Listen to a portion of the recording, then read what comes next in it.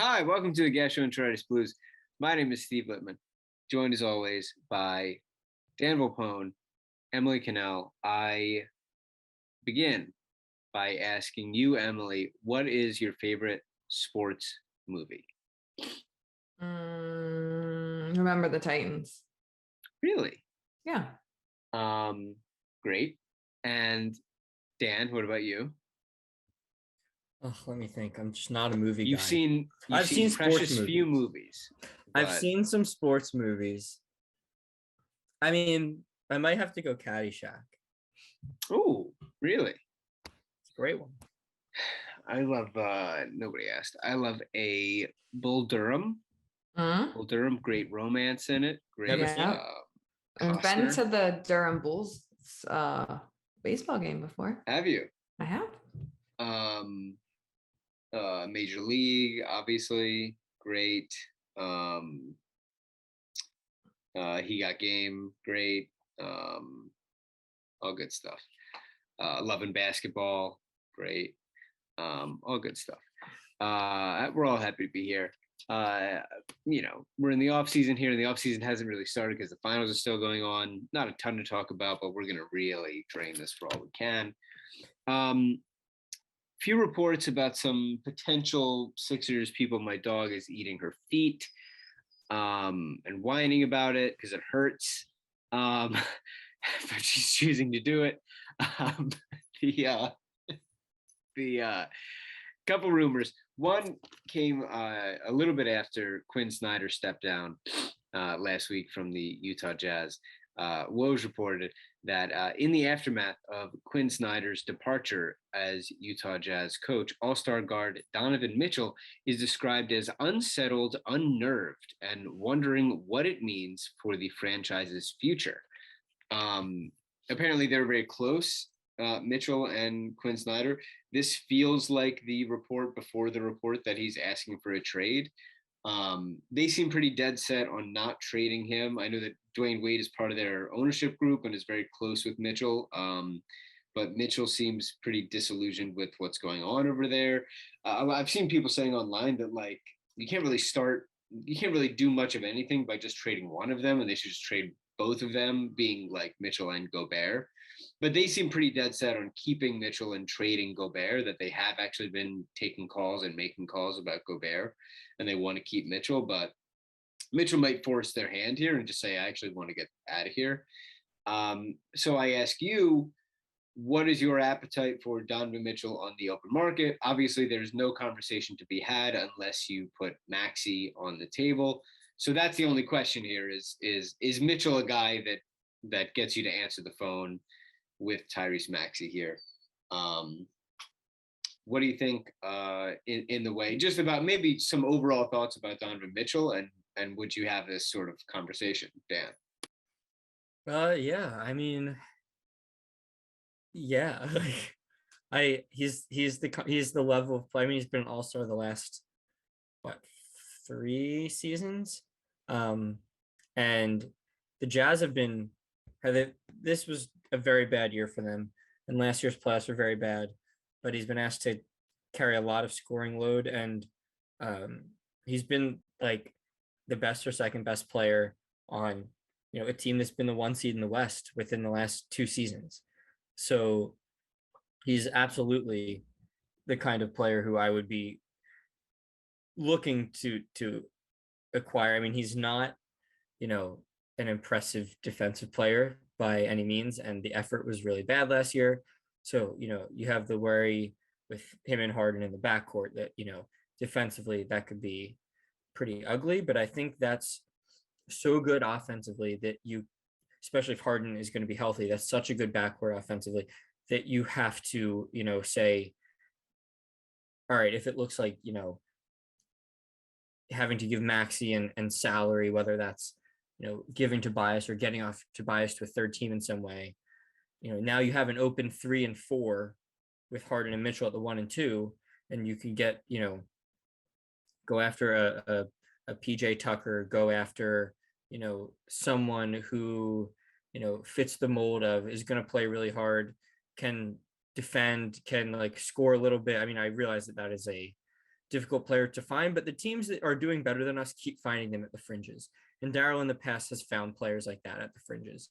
So they're going to have to, whether that's a young guy and force Doc's hand to give him a shot, I don't know. But yes, I think that you figure out, defensively the 3 and the 4, you still have Embiid back there. Get some long rangy guys who can switch on to everyone and, use that to your advantage because, when Mitchell and Harden are healthy, when Harden's healthy, when Mitchell and Harden are trying, they're not like Trae Young. They're not good, but they're not like horrible.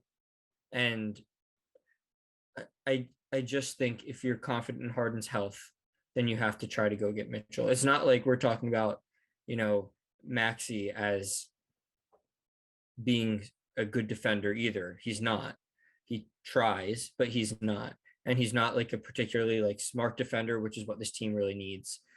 Maybe will be one day, but he's young right now. So, and I just think that if you can do that, you have to do it because, I think depth is important, but the Sixers already don't have it. Like they can't get less.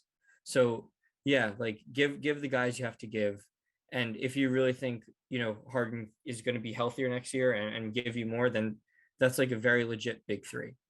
And you're putting yourself in a great position to win if you can, figure out the other positions on the floor. And at that point, you need, right? Because, Shake will get some minutes off the bench, but really you're looking at, Harden and Mitchell getting like a ton of minutes and then a bunch of figure it out guys that are all like forwards.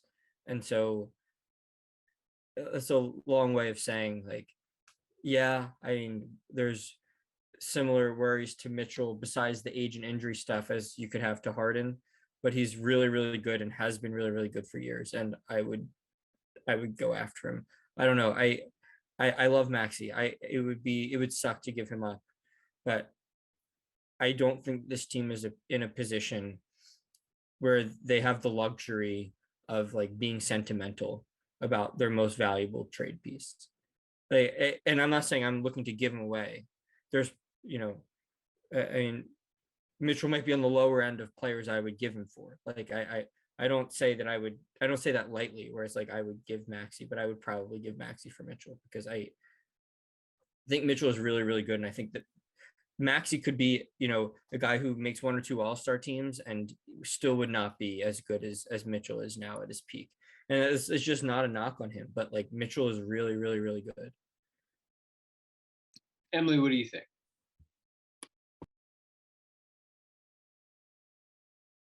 Okay, now I'm not needed. I just wouldn't do it. I'm not giving Maxey up for anything except like something crazy. And Donovan Mitchell is not crazy. He lost to fucking Ben Simmons for Rookie of the Year. Like he's nothing. I don't really care. He's good, fine. But like I'm not giving Maxey up. I'm not giving 21-year-old Maxey up for Donovan Mitchell. I'm just not doing it. Sorry. Mitchell's only 25. I don't care. James Harden's only 32 and he can't keep his hamstring together. So that seems like a different thing, but all right.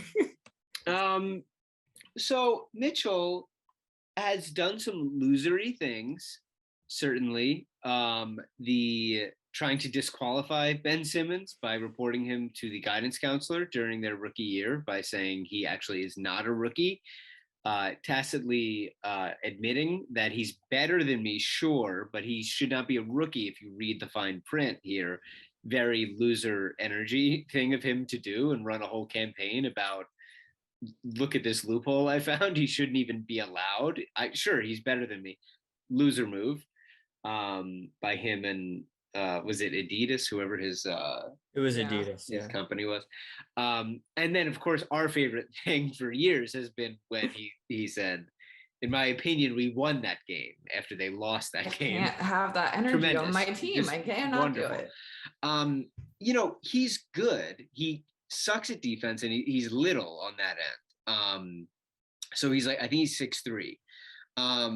But he's certainly good. And one of the ways that people look at these trades is like, are we kind of hoping that Maxey becomes a player as good as Mitchell in some way? Like, are we kind of hoping that his high-end outcome is like a sort of annual all-star or fringe all-star guard. And yeah, maybe.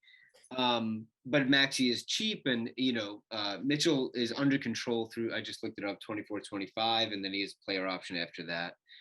He's on his max contract here. Like, I think you have the conversation here. I get Dan's point where it's like we're trying to win a championship tomorrow, like right now. And it's really just like, if you think that Maxey can be an all-star next year, how much better is Mitchell than Maxey next year? Because if you're really paying a premium and you're paying him so much more than you're paying Maxey next year, because what are you paying Maxey, like $8 million or something? Probably less than that as the 21st pick. Then why are you actually making that trade if you have Maxey in-house, if you believe that he could reasonably be an all-star? The fit, like if you look at Bradley Beal, who we're going to talk about, Bradley Beal catches and shoots a ton, whereas Mitchell has the ball in his hands a lot. So you have to figure some of that out. Now, Maxey is also a guy who probably more ideally has the ball in his hands a little bit more, although his shooting numbers were excellent this year. So I guess I lean a little bit more towards not doing it if you have to do Maxey than doing it. But I'm not. I'd sort of rather not do the Bradley Beal thing, just because he just had a shitty year shooting the ball, and he's closer to 30, and like I just kind of don't believe in him as much. But I guess be, given how young Mitchell is, I would think about it a little bit harder than some of the other guys. But yeah. The Bradley Beal thing is that he has leaked to the media that he wants to play for a winner, which he has done so much, and he has absolutely never requested a trade. And I have every confidence that he's just about to sign for the Supermax in Washington, and maybe he'll in a year or two request a trade then, but he's gonna sign like the biggest contract that a player has ever signed in Washington. And then why does Washington want that? I don't understand. I have no clue. He's led them to nothing, and he's like like the 22nd best player in the league. Like, what is the desire to what is the desire to sign him to this super long? And I think that he's probably, I like a lot of what he brings, but like I don't think that I don't think I'd put him at like 25. I think he's better than that, but I also probably wouldn't put him inside of like any higher than like 18 either. So it's like, he's just like old and like great, but not like elite or like even close. And so it's very bizarre to me. And it's not like he's a guy like the team used to be good and there's like a lot of sentimental like, oh well, we won with this guy when he was young, let's just keep him around. I don't understand. Like they had that one run with him and Wall, where they played the Celtics and they did the funeral outfits, and then they lost. Yeah, like, but so I agree. There. I thought the same thing about Portland. Like, there's no ceiling here. Like, you need to at some point just admit when it's not going to happen anymore and move on. Obviously, Dame has brought them to greater heights. That there's more sentimentality, I think, swept up in Dame and the culture and all of that. He's better. He's better, but they've gone to the conference finals more. Like all of that kind of stuff. But Beal, I don't see it. I think there's no way he's either walking or asking for a sign and trade or doing any of that. But so Emily, do you think that do you see any hope here in him saying that he wants to play for a winner here? No, I mean, I think he's just going to stay in Washington. Maybe he's like trying to get them to bring someone in, like he wants them to win, but I just think like they're going to offer him $1 zillion. Like, who's going to say no to $1 zillion? Not me. Yeah. There was a report this week out of Denver that the Nuggets are open to trading Will Barton and Monte Morris. Will Barton seems to have gotten the most sort of conversation out of Sixers fans, sort of as a six-man type or a Danny replacement. The money would work in like a sort of using Danny's $10 million contract and Matisse or 23 or Furkan, you know, there are different permutations of how the Sixers could get this done. I don't know if I'm like missing the boat on this, but like I don't really see it with Will, but I don't think he can really guard anyone, and he seems a little ISO heavy to me. Not that the Sixers can't use a guy like that, but like I think we need something more of what Danny is, which is like straight up 3-and-D catch and shoot, Kentavious Caldwell Pope type of guy, than what Will Barton is, which I don't think you can really rely on night to night, which I think Denver has found out now, which is why they're trying to trade him. Like I wouldn't trade Matisse for him. Like Matisse I'm like super low on at this point, and we'll talk about hustle, but like I'm more than happy to trade Matisse this summer, and I'm looking for trades for him. But I think you can do better in a Matisse trade than trading him for Will Barton, who I just don't believe in really, as like if you're penciling him in as your fifth starter wing guy. Like I want something different, I guess, as an archetype, you know. Like Emily, do you have Will Barton thoughts, or if you have anything on Monty Morris? I don't know. I'm not like as down on Will Barton as you. Like I would trade Matisse for him, just because what I honestly think this team needs is just more offense. Like I would maybe have him as like a six man, like you said, like off the bench offense. Like he scores like what he's averaged like 14 some points a game this season. Like no one on our bench is averaging that right now. Like just like some more points would be great. So that the starters don't have to carry the offensive load all the time. Especially if Matisse isn't going to get like there's no way to know, but get his mojo back on defense, because the last time we saw him, he was god awful. Yeah. So, I mean, based on our last viewing of him, yeah, I would trade him. What he does over the summer, or what he looks like at the beginning of the next season, like obviously I don't know. But based on historical data, I would trade Matisse. Not as much Danny. I like Danny Green.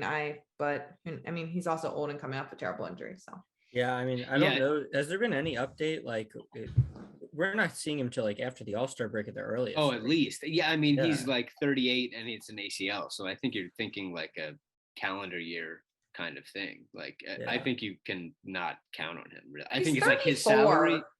Yeah, he's not 38, but he's but I think he's 35. Old enough. He's old enough. Yeah, fair enough. Yeah, I think that the Sixers' decision is basically to guarantee his contract, to use it in a trade, maybe a draft night trade, or to waive him to get that number off the books. Yeah. Dan, where are you at on that? I'm probably a bit closer to Emily. Like I agree with Emily in, you know, where she finds value with Barton. But I mean, I don't think that he's not a guy where you look at, you know, this past season and say, well, if we plug in Barton for Matisse, we're looking great.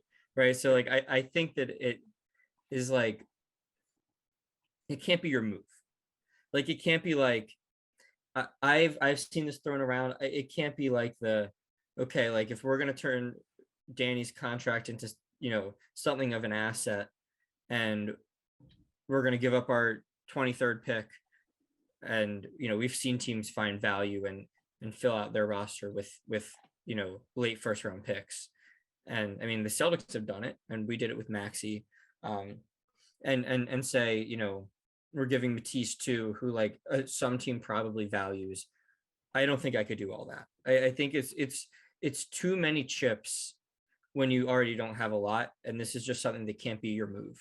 But I mean, yeah, I think I would probably give Matisse. I don't think Matisse's value is particularly high. And I don't think his value on the court to the Sixers is very high at all.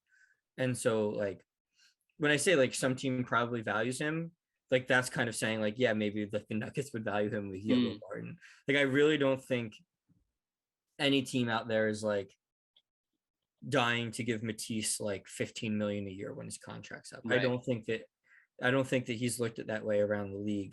And I mean, all that matters is that there's, you know, one GM who looks at him that way around the league. And I don't think there is. Like, I don't think that's something you could even talk yourself into at this point. I mean, he was a 4-year college player, so he's not even that young. he hasn't really gotten better at all. And his defense is like exploitable at, in the playoffs, when, watching him just purposely get behind guys and have them know exactly what he wants to do when he's behind them. Like, he can't be our number one defender. We need someone bigger. I think he's just like, he's the kind of guy you can give up, assuming that there's like, and there has to be like a lot of change going on. And if there's a lot of change going on, and this is not the move, I'd be happy to have Mark. All right. There's a new movie out, which doesn't feature me, which we've talked about. I'm not going to go into it. But Dan didn't see it. Dan swore off films for Lent. I only watch Steve's movies. Exactly. Super bad. That's it. Which you have a lot of free time because there aren't many. But it's an Adam Sandler movie wherein he plays a scout who discovers a hidden gem prospect played by Juancho Hernangomez. Sandler works for the Sixers. And there's tons of Sixers content. It's shot largely in Philadelphia. A handful of Sixers were in it. Emily, you've seen this? I have. I watched it the day it came out. All right. So we've got to talk about it. I want to know your overall thoughts on it and some of your favorite sort of Sixers takeaways from it, and give me, some overall thoughts. I really enjoyed it. I don't know if it's because I'm a sucker for things that pander to my general interests, the Sixers being one of them. But even though they kind of made the Sixers look like dickheads most of the time, I was like, this class. But I really enjoyed the movie. I thought it was fun that they shot most of it in Philadelphia. I had 3 like large nitpicks with it of their Philadelphia-ness, but other than that, I thought it was good. There was a lot of good, like, I need to hear these, by the way. Mm-hmm. What, my nitpicks? You can't just say, I need to hear your 3. Okay, the one was when they mentioned that they were going to consider putting Embiid into a trade because that's just would absolutely never happen. It did make the owners look bad, which I appreciate. But I don't think that was the point. I think they just wanted to name drop Embiid, and I was like, well, that's just not going to happen. Fair. The other one was when Adam Sandler's character got out of his car at the Wells Fargo Center and then walked into the Wells Fargo Center and was in the training complex in Camden right away. Like, that's where the Sixers offices were. That's not where they are at all. And then my other one was when the owner, that spoiler alert, dies early in the movie, said when Temple played St. Joe. And I was like, no one would say St. Joe. It's St. Joe's. And I just thought that someone from Philly, like the director, is the guy who did all the South Street murals, like the Magic Gardens, all those murals. That's his kid. And I thought that someone from Philly would have caught that no one would say St. Joe, but no one did. So the Ben Foster in the movie plays. That's who you could have played, Steve. You could have been Ben Foster's character. You think I could have been that guy? Well, you play assholes well, so yes. I play assholes well, but he's out of my age range, and Steve is the most hateable character in every movie he's in. Yeah. So, but of course, I can't stop thinking about me when I'm watching the movie, and when they're sitting at the table, there's a table. In the beginning of the movie when Robert Duvall's still alive. And is that who that was? That's hilarious. Yeah, who said St. Joe. Yeah. And they're talking about drafting Haas, who Mo Wagner plays this prospect who the Sixers end up drafting, who's a piece of shit. They hate him. The whole thing about Mo Wagner's character is that he sucks and everybody hates him. So I don't know why he did the movie. But Ben Foster is saying, I love him, and Sandler's like, he sucks. We shouldn't do this. But there are people around the table, including Billy King, who's a part of the front office, and Urkel is there. And there's also a youngish white guy who's there. And I go, there we go. That was I could be him. And he throws in like one line, and he looks maybe Jewish. Thank you. There we go. Missed out. So what else is there? I love Sandler. I always love Sandler, and just a very solid Sandler performance. Federal Donuts shirt. Pats I could do without, just like sort of a really good Ish Kabibbles reference. There was an an Ish Kabibbles reference which I appreciate. So then we have Tobias plays Juancho one-on-one. Should say, need Juancho on the Sixers. I mean, he was great in the movie. He was very believable and charming and makes a ton of shots. Seems great. So I would really fast, can run up a hill like nobody's business. He's playing basketball in construction boots. No, I would sign him tomorrow. He seemed great. Oh, and there's Brian Colangelo vibes big time with Ben Foster's character. Big collars and a wormy sort of loser who makes bad decisions. So Maxey's in it. Seth Curry's in it, who was on the team at the time. Doc Rivers is in it. And they wear suits to the game, which they never do. So I don't know why they had them dressed in suits. At this, Dave Yeager's in it. Dr. J's in it. He is great. Oh, Kenny Smith plays an agent. Oh yeah, he was good. Leon. Anthony Edwards knocks it out of the park. Absolutely wonderful. That's not surprising. Great. I feel like he's good. No, he's incredibly charming. So charming, and he's like a villain in it, but you just love him because he says everything with a smirk. And do you guys follow his dog on Twitter? I do not. Oh, he tweets as his dog about himself, Anthony Edwards Jr. His dog's name is Anthony Edwards Jr. That's so funny. So funny. Oh, speaking of dogs that have social media, Paul Reed's dog has social media, and mazel tov to Paul Reed, who graduated from DePaul. Yes. Congrats. Friend of the podcast, Paul Reed. Friend of the pod, Paul Reed. Do we have anything else before we move off the hustle? Recommend it. Watch it. It's got what you need.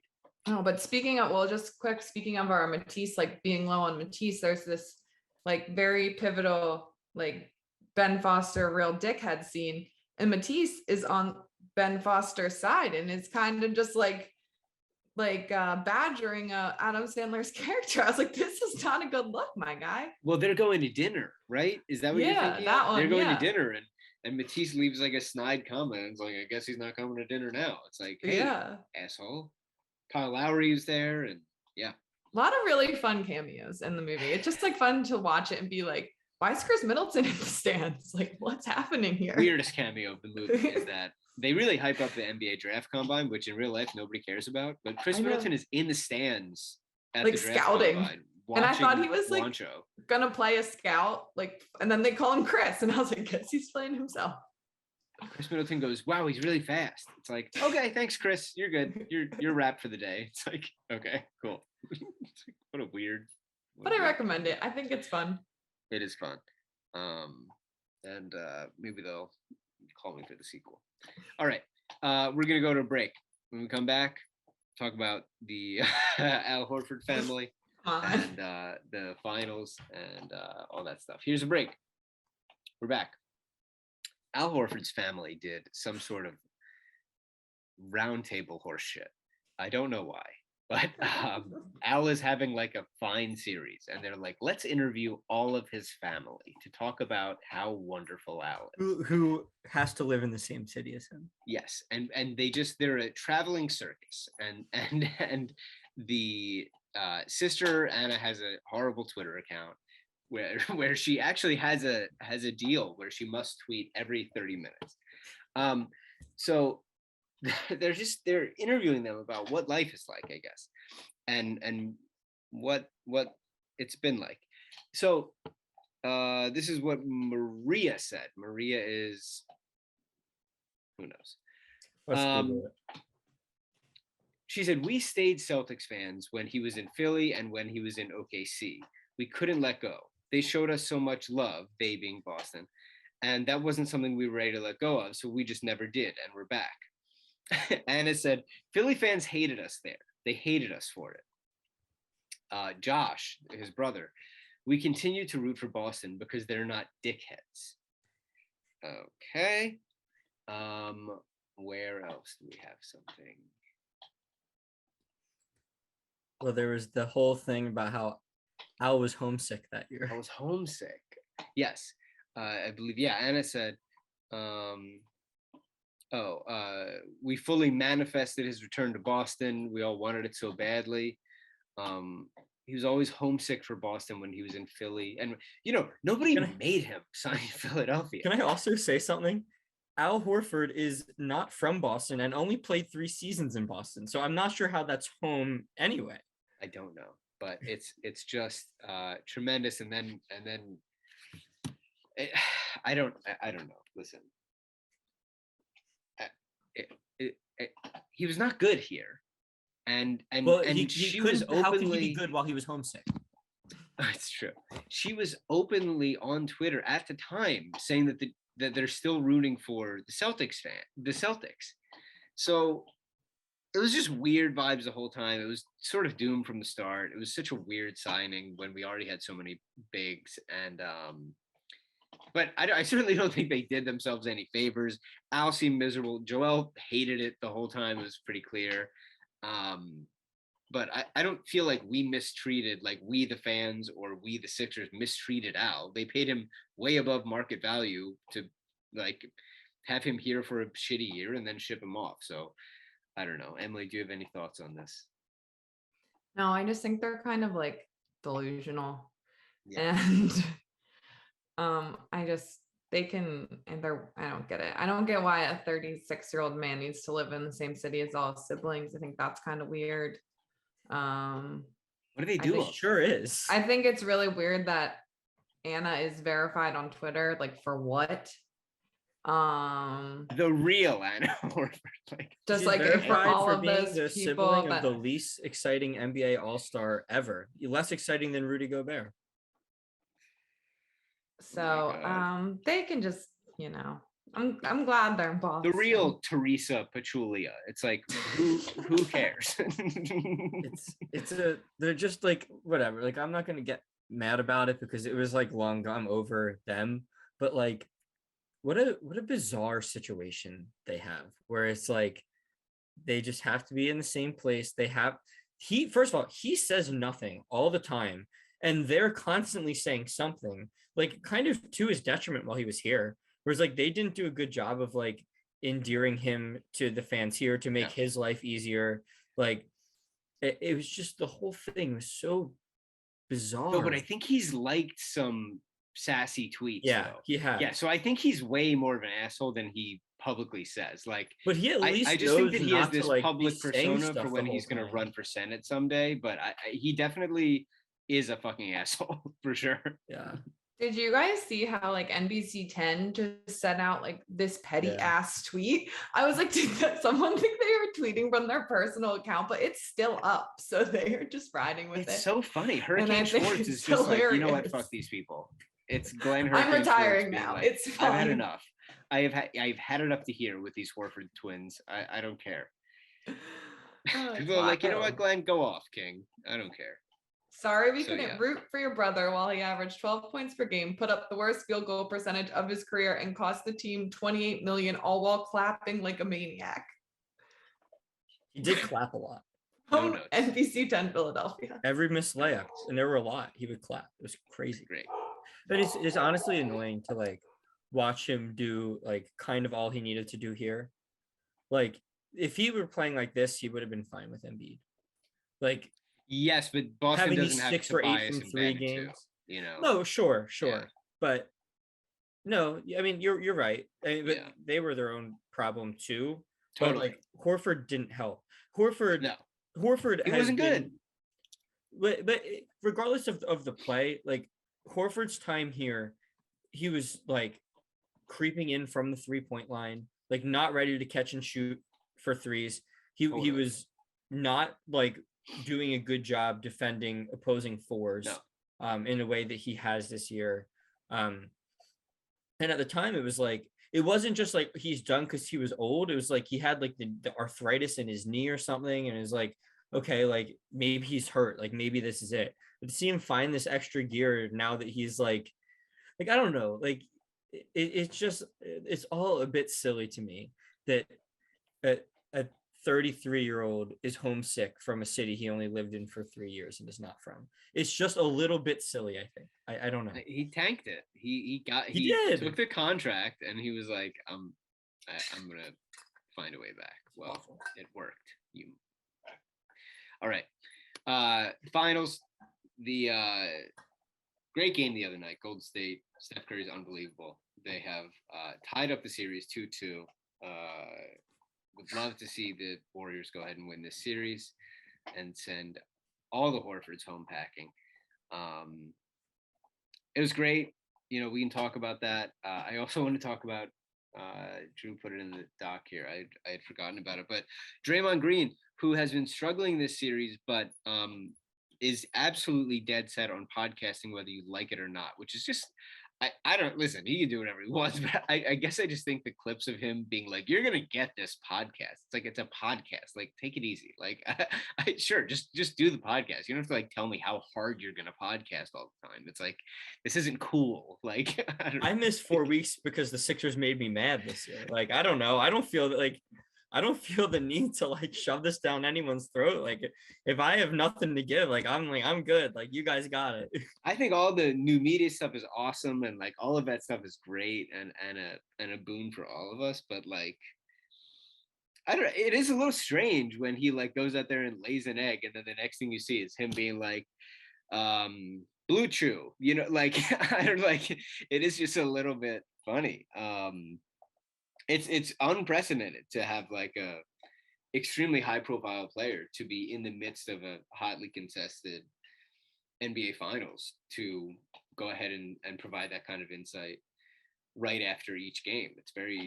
It's like a sort of a social experiment, but yeah, I just think how he's bombastic about everything, but to also be bombastic about like, you're going to get these MP3 files uploaded to our servicing platform and they're gonna edit it together with all of our ads. And it's such a funny phrasing because like anyone who doesn't want to listen will just not listen.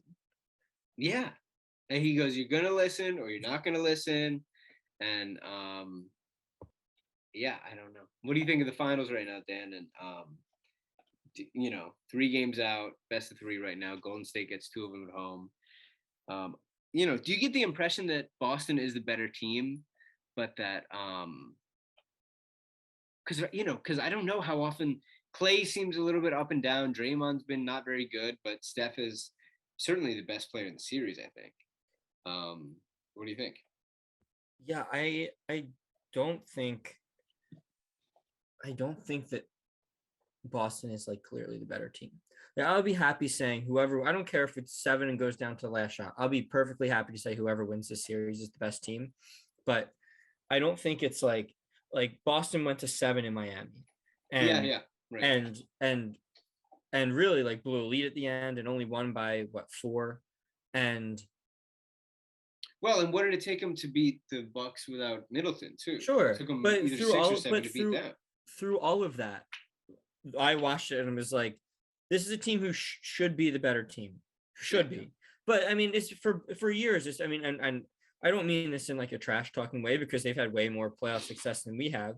But for years, this has been the kind of team who will look like the better team and just have like an unbelievably bad quarter, which is funny because that was really the Warriors in game 1. But like, that's just kind of who they've been. It's who they've been throughout these playoffs where they blew that like late lead in game 5, just imploded at the end of game 5 against the Bucks. Like, had some awful quarters against the Heat where they gave up like 20-point runs and, games where they were turning the ball over in the 20s. Like, so like they were probably more talented, but at a certain point, like that's part of who you are as a team too, that you just do this, that you like keep these teams in it.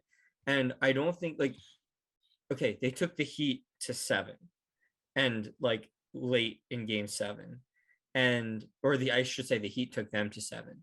The Warriors are a lot better than the Heat. And I think it's going to be, it already is a close series. I would imagine it goes 7. I don't think either team like rips off the next 2.